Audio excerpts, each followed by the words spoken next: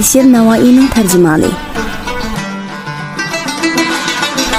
Uyg'urlar ichida madaniyat jangchisi Alisher Navoiy 1941-yilning 2-oyning 9-kuni Xuroson mamlakatining markazi Hirat shahrida dunyoga kelgan.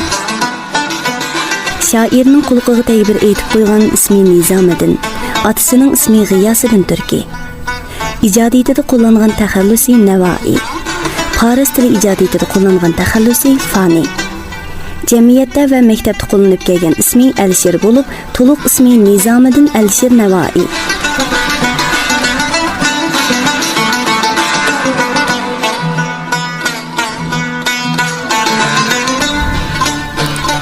Alisher Navoiy 12 yoshga kirganda otasi vafot bo'lgan.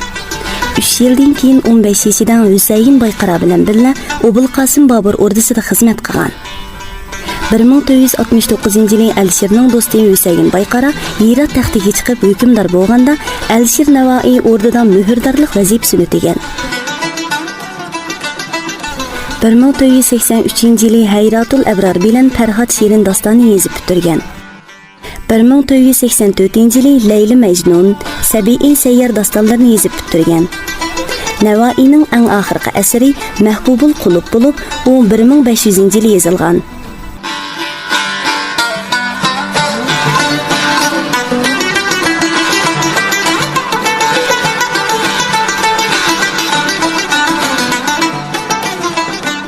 Ulug' shoir Alisher Navoiy 1501-yili 1-oyning 3-kuni Hirat shahrida olamdan o'tgan.